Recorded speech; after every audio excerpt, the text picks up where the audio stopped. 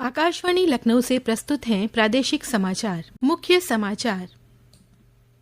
प्रधानमंत्री नरेंद्र मोदी लखनऊ के Badshah Nagar railway station समेत देश के 18 शहरों में नए पीएम जन औषधि केंद्रों का कल वर्चुअल माध्यम से करेंगे लोकार्पण।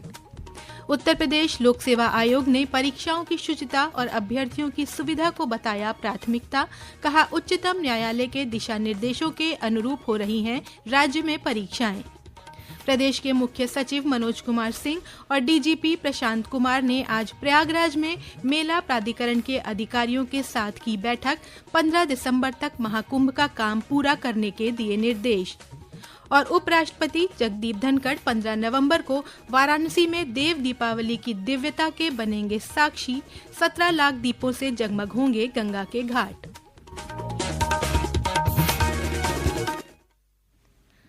नमस्कार, प्रदेश के समाचारों के साथ मैं तनवीर फातिमा। और अब समाचार विस्तार से। प्रधानमंत्री नरेंद्र मोदी कल पूर्वोत्तर रेलवे लखनऊ मंडल के बादशाह नगर रेलवे स्टेशन समेत देश के 18 शहरों में नए प्रधानमंत्री जन औषधि केंद्रों का वर्चुअल माध्यम से लोकार्पण करेंगे। नए प्रधानमंत्री जन औषधि केंद्रों पर हृदय रोग, कैंसर, डायबिटीज, इन्फेक्शन समेत अन्य समस्याओं और पोषण से जुड़ी दवाएं मिलेंगी। इस पहल से उच्च गुणवत्ता वाली जेनेरिक दवाइयां किफायती दरों पर उपलब्ध होंगी, जिससे स्थानीय जनता और यात्रियों को राहत मिलेगी। प्रधानमंत्री जन औषधि केंद्र का मुख्य उद्देश्य सभी को आवश्यक दवाएं सस्ती दरों पर उपलब्ध कराना है।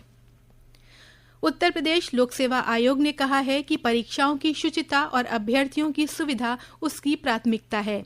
राज्य में परीक्षाएं उच्चतम न्यायालय के दिशा निर्देशों और अन्य राज्यों के पैटर्न के अनुरूप आयोजित की जा रही हैं। आयोग ने ये बयान अभ्यर्थियों के समीक्षा अधिकारी और सहायक समीक्षा अधिकारी परीक्षा और पीसीएस प्रारंभिक परीक्षा अलग अलग तिथियों और कई पालियों में आयोजित करने के फैसले के विरोध में प्रदर्शन को देखते हुए दिया है। पेश है एक रिपोर्ट।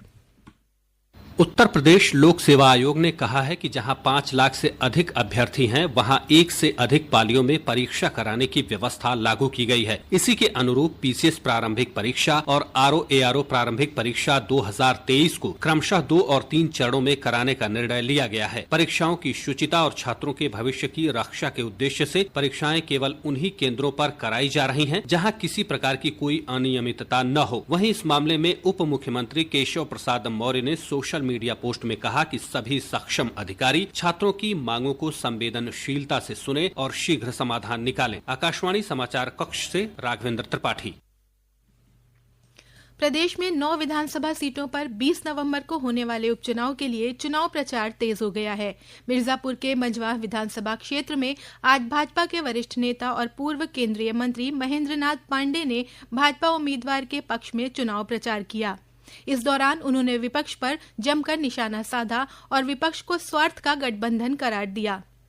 मंझवा में ही समाजवादी पार्टी के पूर्व मंत्री सुरेंद्र सिंह पटेल ने सपा प्रत्याशी के लिए प्रचार और जनसंपर्क किया।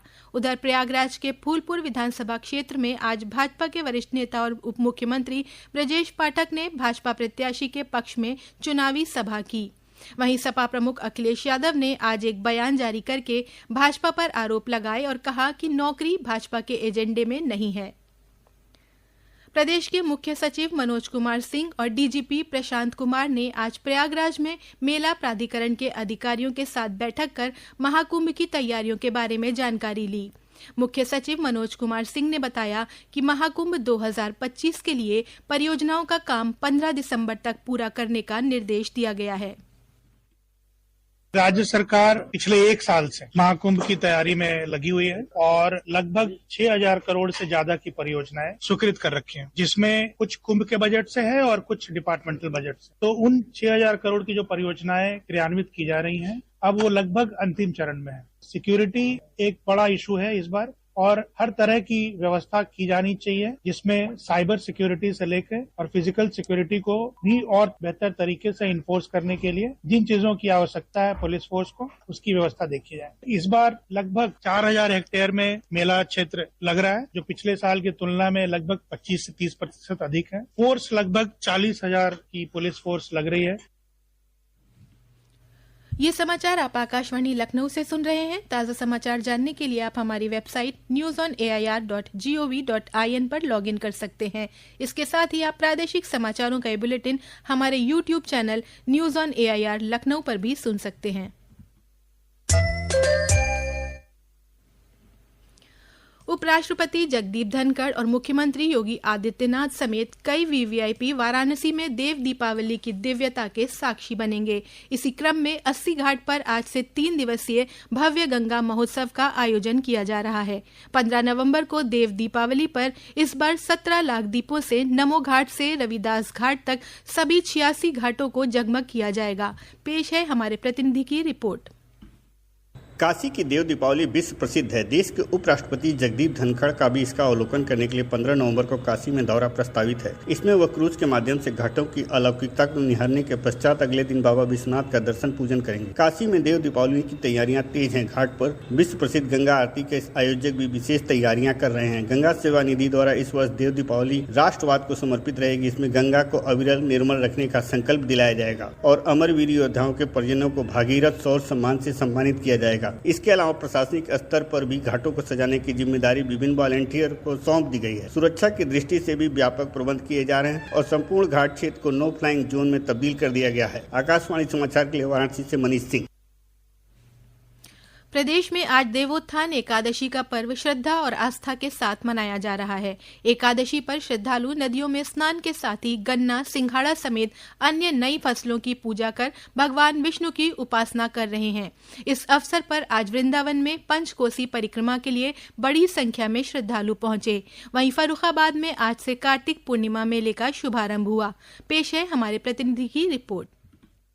देवोत्थान एकादशी के पर्व पर फर्रुखाबाद जनपद के पांजाल घाट गंगा नदी में आसपास के जनपदों से आए हजारों श्रद्धालुओं ने लगाई आस्था की डुबकी। गंगा नदी में स्नान के बाद भगवान लक्ष्मी नारायण की पूजा अर्चना कर सुख समृद्धि की कामना की। देवोत्थान एकादशी के पर्व पर जिले में तुलसी माता के विवाह का आयोजन भी किया जाता है। माता तुलसी की बारात धूमधाम से निकालते हुए जिले के बरगदिया घाट गंगा तट पर विधि विधान से विवाह का कार्यक्रम सम्पन्न हुआ। 12 से 15 नवम्बर तक चलने वाले मेला कार्तिक पूर्णिमा के दिन समाप्त हो जाएगा। जिला प्रशासन द्वारा मेले में शांति व्यवस्था के लिए अतिरिक्त पुलिस बल, गोताखोरों की टीम व मेडिकल कैंप लगाए गए हैं। गौरव यादव, आकाशवाणी समाचार, फर्रुखाबाद।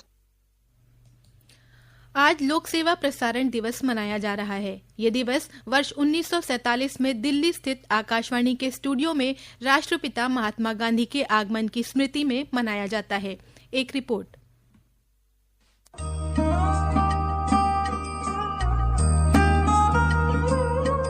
आज से ठीक 77 साल पहले दिवाली का दिन था जब महात्मा गांधी को बंटवारे के बाद विस्थापित हुए लोगों से मिलने कुरुक्षेत्र जाना था और वो किसी कारणवश नहीं जा सके। राष्ट्रपिता ने तय किया कि वे रेडियो के माध्यम से इन विस्थापितों को अपना संदेश देंगे। फिर उसी दिन गांधी जी का पहला और अंतिम जीवंत रेडियो प्रसारण आकाशवाणी दिल्ली के स्टूडियो से हुआ। मेरे दुखी भाइयों और बहनों कहते हुए महात्मा गांधी ने अपना संबोधन शुरू किया। मेरे दुखी भाइयों और बहनों, मुझे कोई पता नहीं है कि सिवाय आपके मुझको कोई भी सुनता है या नहीं। मैं तो एक अनजान पुरुष हूँ। मैं कोई दिलचस्पी भी नहीं लेता हूँ, लेकिन दुख के साथ मिल जाना वो तो मेरा जीवन भर का प्रयत्न है, जीवन भर का मेरा पेशा है। बापू रेडियो को एक दिव्य शक्ति के रूप में देखते थे। दिवाकर के साथ अनुपम मिश्र, आकाशवाणी समाचार, दिल्ली।